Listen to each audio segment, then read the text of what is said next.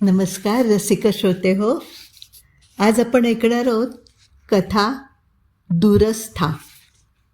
लेखक रत्नाकर मतकरी आणि संग्रहाचं नाव आहे सोनेरी सावल्या. ऐकूया दूरस्था. नमस्कार राणीजी, मी सिल्वर स्क्रीनमधून बोलतोय. चंद्रशेखरजींची प्लॅटिनम ॲनिव्हर्सरी सगळीकडे जोरात साजरी व्हावी अशी योजना आहे.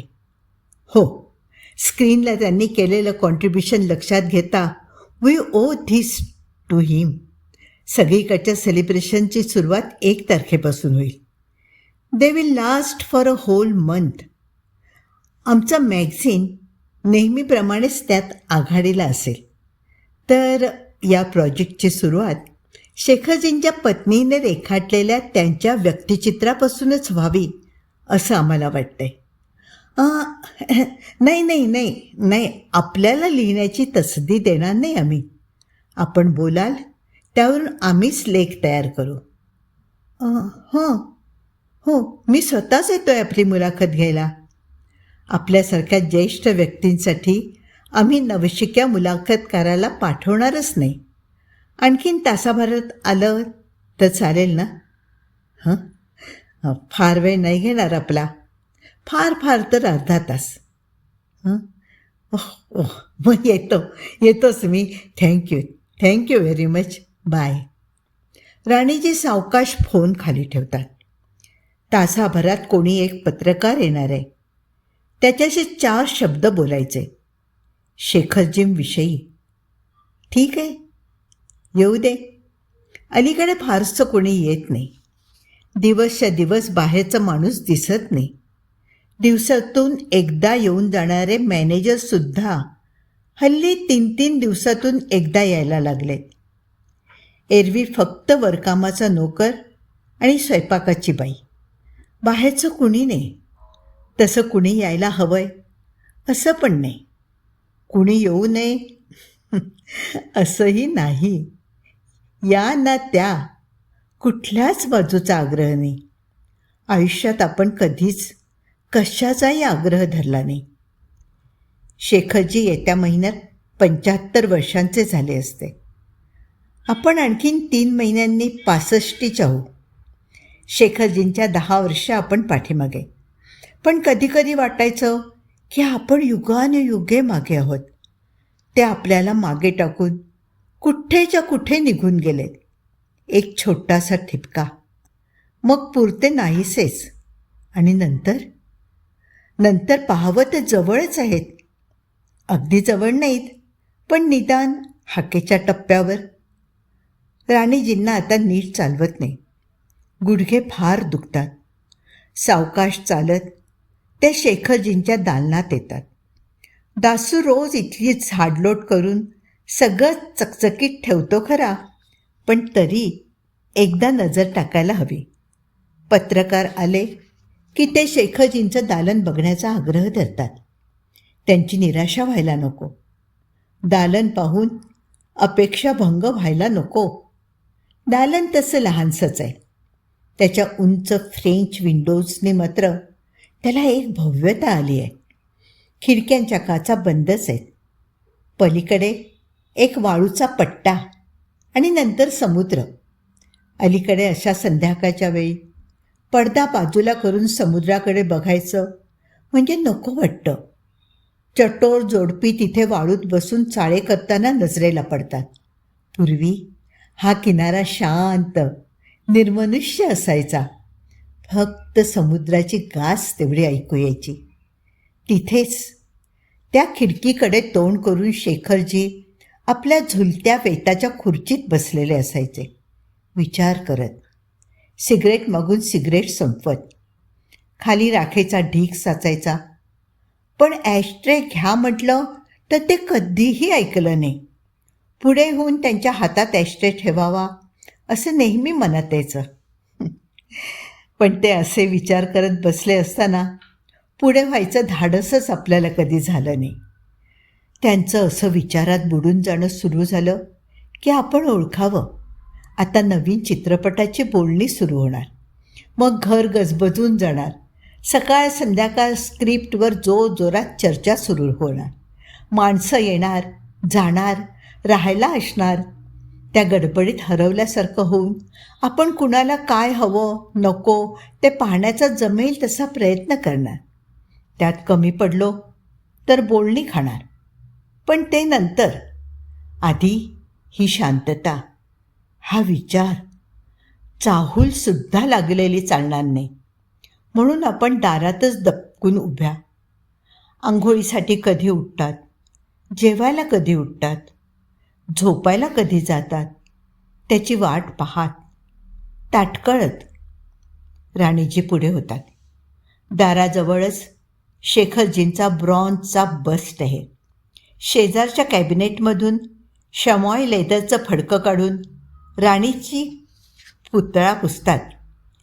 हे धारदार नाक, काहीसे बारीक डोळे, इतक्या मोकळेपणाने तेव्हा मूळ चेहऱ्याला स्पर्श करता आला असता तर. तसा करण्याचं धैर्य आपल्याला कधीच झालं नाही.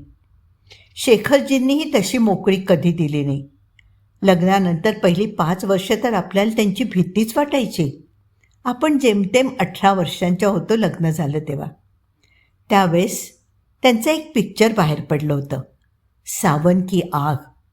सगळीकडे त्याविषयी चर्चा चालू होती. पण ते आपल्याकडे मात्र त्याविषयी काही बोलत नसत, किंबहुना कशाही विषयी काही बोलत नसत.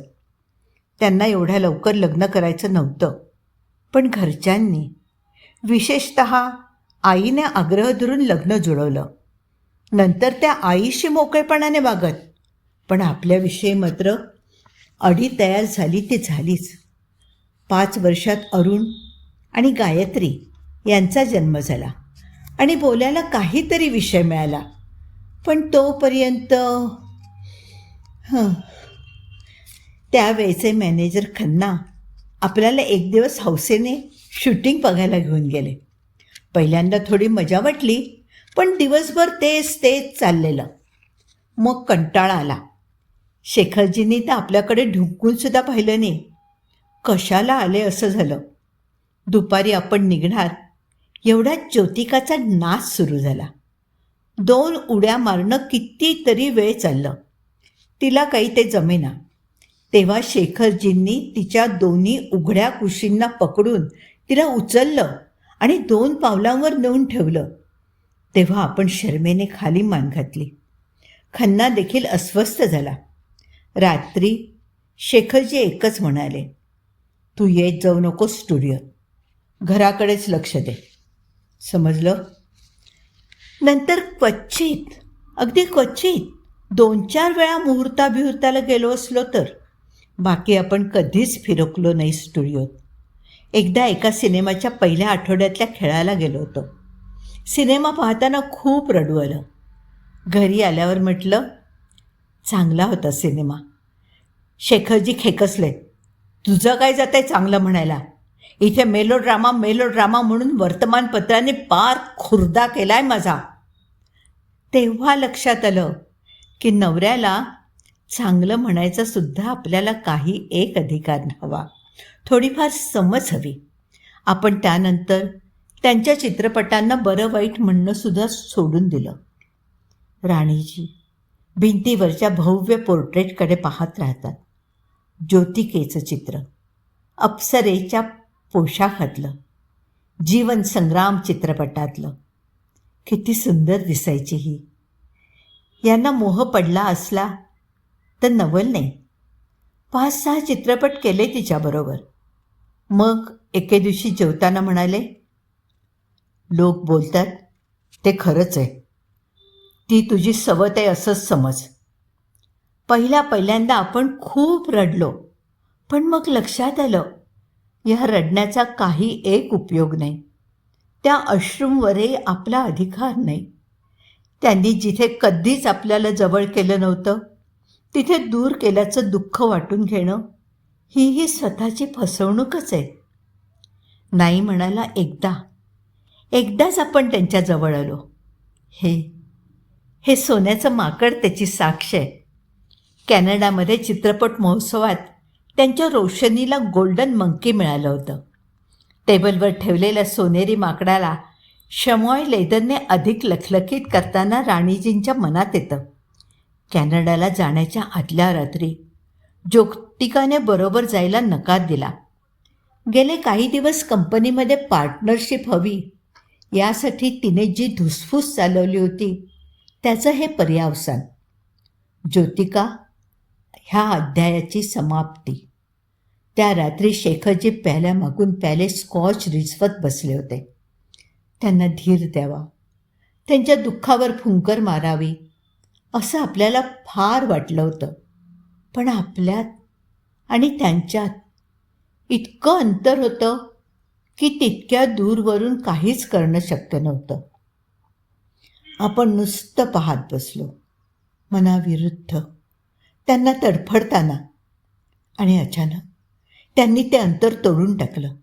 एकदम आपल्याजवळ आले आणि म्हणाले, तू येशील माझ्याबरोबर कॅनडाला? वाटलं त्यांना म्हणावं, मला काय समजतंय त्यातलं. आजवर तुमची कला, तुमची कीर्ती, तुमच्या करिअरमधले चढ उतार या सगळ्यांपासून मी इतकी लांब राहिले. आता अचानक तुमच्याबरोबर आले तर माझं हसन आहे का होणार? पण इतकं बोलायची कधी सवय नव्हती म्हणून म्हणा, की त्या क्षणी त्यांना साथ द्यावीशी वाटली म्हणून म्हणा. आपण कसलीच घासाघीस केली नाही, मान अपमानाची भाषाच काढली नाही. नुसतं हूं म्हटलं आणि मान डोलावली. कॅनडाला त्यांची पत्नी म्हणून आपला भरपूर मान सन्मान झाला. आपल्याला हे सगळं नवीन होतं, पण ते तेवढ्यापुरतंच होतं.